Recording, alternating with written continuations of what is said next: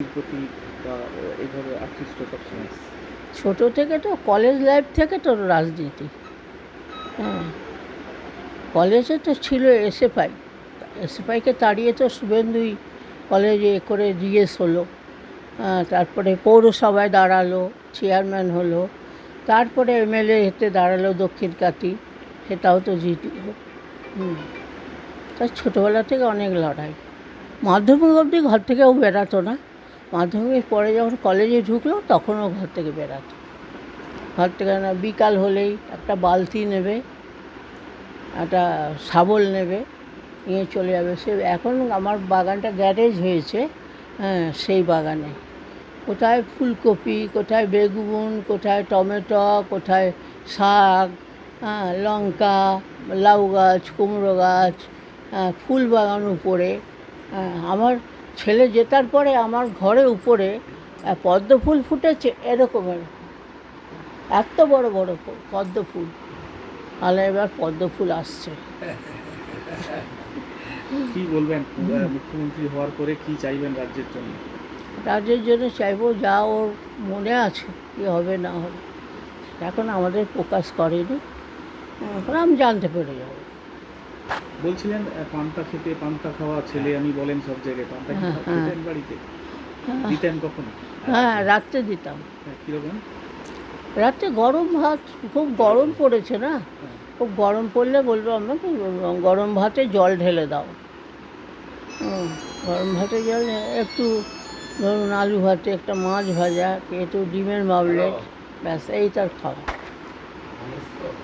তিনি 5 বছর ধরে ধর্ম নিয়ে, ঠাকুর দেবতা নিয়ে অনেক কথা বলেছেন, হিন্দুদের জন্য লড়াই করেছেন।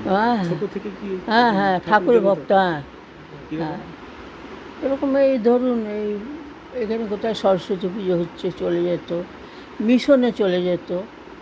স্বামী বিবেকানন্দর খুব ভক্ত। হ্যাঁ, খুব ঠাকুর খুব।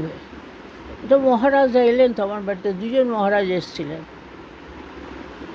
ছোটবেলা থেকে খুচরো পয়সা বা আশ্রমে বাঁধেন এসব। আজকের এই দিন আপনার কাছে কতটা গর্বের? না, নিশ্চয়ই তো গর্বের ব্যাপার, নিশ্চয়ই খুব আনন্দের কথা। মিথ্যা কথা কিছু নাই। নিজের কর্তব্য পালন করতে গিয়ে মুখ্যমন্ত্রী হয়েছে আজকে। মানুষের প্রতি তার কর্তব্য সে পালন করবে এবং যথাসাধ্যমত মানুষের জন্য কাজ করবে, এইটাই আমাদের পরিবারের প্রার্থনা। আপনি মুখ্যমন্ত্রীর অভিভাবক, বাড়ির অভিভাবক, বাবা। মুখ্যমন্ত্রীর অভিভাবক এখন মানুষ, সাধারণ মানুষ। হ্যাঁ, আর বাড়ি বলতে বাড়ি, হ্যাঁ নিশ্চয়ই অভিভাবক ঘটনা, কিন্তু আজকে আমি মনে করি অভিভাবক হচ্ছেন মানুষ। তারা ভোট দিয়েছেন প্রাণ খুলে, এবং দীর্ঘদিনের চিন্তা আকাঙ্ক্ষা আজকে পরিপূর্ণ হয়েছে। সমস্ত মানুষকে প্রণাম, ধন্যবাদ আর কৃতজ্ঞতা জানাই আমাদের পরিবারের পক্ষ থেকে। রাজনৈতিক চলার পথে, রাজনৈতিক জীবনে চলার পথে শুভেন্দুবাবু কতটা গাইড করতেন আপনি? ওরা অনেক ভালো কাজ করতে পারবে এবং এটা অনেক আগে হলে আরো পশ্চিমবাংলার অনেক ভালো হবে। 2021 সাল, 2026 কত পরিবর্তন। হ্যাঁ, তা তো বটে। 21 তো জালিয়াতি করে পেয়েছে, 21টা করে চুরি হয়েছে আমি মনে করি, নাহলে 21ই জয়লাভ করতে পারে।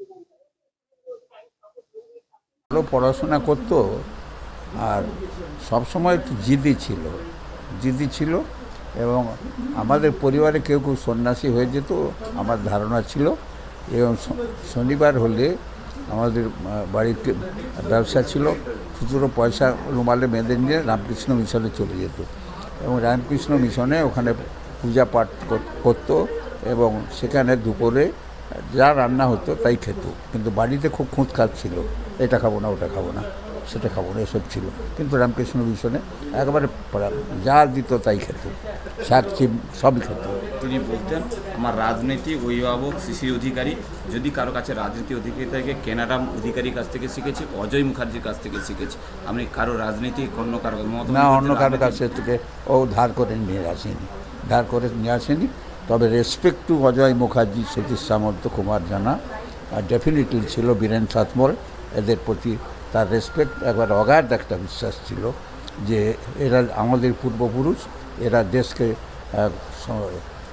স্বাধীনের জন্য সব কিছু করেছেন, এটা ছিল তার মধ্যে। চার্টার ফ্লাইটে করে নামিয়ে নিয়ে এসে মুখ্যমন্ত্রীর আশা ছিল, হ্যাঁ। সেটা কি কার্যত জল ঢেলে দিলেন শুভেন্দু জল তো অধিকারী? সেই জল ঢাললো কিনা বাংলার মানুষ আজকে পরিষ্কার বুঝিয়ে দিয়েছে, ওটা চলবে না, ওটা কখনো চলতে পারবে বাংলায় দুর্নীতি কোন স্থান নেই। না। তার 35 বছর বাম সরকারকে তিনি হচ্ছে মধ্যভবনে যখন সিপিএম তাকে তিনি তার আগে 32 বছর, তার আগে 32 বছর কংগ্রেস গেছে, তারপরে 35 বছর আপনার বামফ্রন্ট গেল, আর ইনি 15 বছর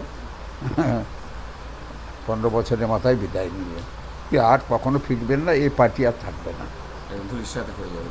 শুভেন্দু অধিকারী এলে খাওয়া দাওয়া কি হয় বলে মনে করেন? না, সে তো ওর মাসি ভালো বুঝে যা যা খায় ওর মাসি তৈরি করে ওসব জিনিস, ওকে তো বড়ো করেছে ওর মাসি, ওই সব জানে কখন কী খেতে ভালোবাসে। লড়াইটা আরো জোরদার শুরু হলো বলে মনে হ্যাঁ, করেন? তা তো হবেই, তা তো হবেই। এখন তো মুখ্যমন্ত্রী, আপনাকে তো সজাগ থাকতে হবে। আমি তো চিরকাল সজাগ লাঠি আছি, আপনি। সবার একবার লাইটিয়াল কারণ চৌকিদারের মতো আছি। হ্যাঁ, আমি যখন যেরকম যেখানে দরকার নিশ্চয়ই সাহায্য করবো। আমরা ভীষণ আনন্দ, ভীষণ। যখন বাংলায় পদ্ম ফোটেনি আমার গাছে আগে পদ্ম, তখনই আমি ভেবেছি পশ্চিমবাংলায় পদ্ম ফুটবে। আজকে কি বাড়তি পাওনা ছোটবেলা থেকে বুবাইকে মানুষ না করে- না, ওটা জানতাম ও একদিন বড় হবে। আজকে কি জানতাম। ফোঁটা পড়তে পুজো দিয়েছেন? হ্যাঁ, আজ মাকে দিয়েছি, শীতলা মাকে, শীতলা মাকে দিয়ে এসছি, নাচিন্দা মাকে দিয়ে এসছি। মানে তার- সচরাচর দেখা যায় না বাড়ির ছাদে পদ্ম ফুটতে। পদ্ম মানে এইভাবে যেভাবে পদ্ম ফুটেছে, তোমাদের বাংলায় পদ্ম